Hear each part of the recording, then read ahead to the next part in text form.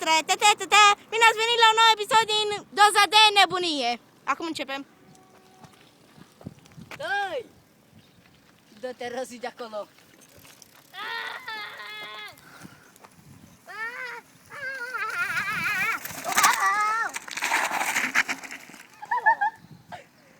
S-a dovedit și nebun. Incredibil, lume!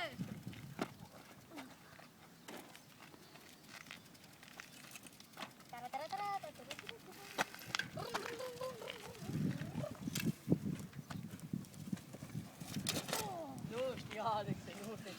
Ești ca începătorii să mă.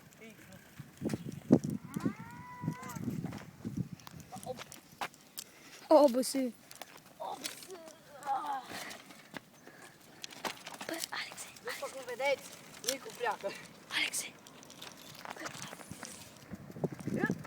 Dani, tu fă prostii. Fă prostii, ca asta ți vezi. Bă, Alexe, hai până aici, bă.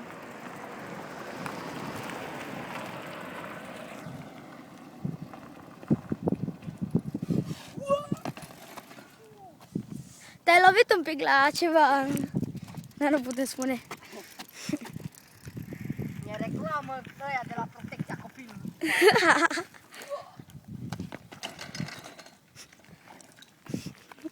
Alexe, hai până aici. Hai bă, până aici. Alex, încearcă să zați. Bă, tu hai.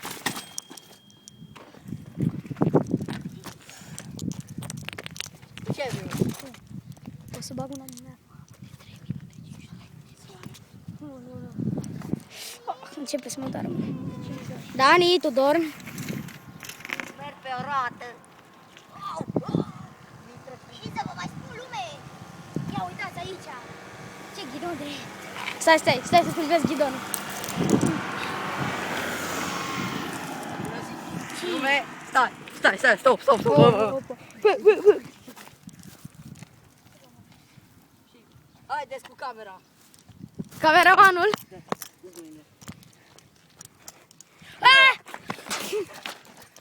S-a dus. Te-aș mai Doamne, încolo. rezistente avem noi. De nebunie. Ghidoane foarte drepte. S, ghidon. Oh, este incredibil să dai cu ghidonul strâmb. Asta este ceva incredibil. Ia uitați ce ghidonul are. Ce m-a agățat-o. Dacă... Dani, bă, trage de acolo, bă! Bă, Dani, bă. Fratul tău. Bă, mai faceți ceva să nu... Avem 3 minute, Alexe. Ce mama? Avem 3 minute. Și să vă mai spun ceva, internațiune, epa! Stai, regim, dă. Kamikaze!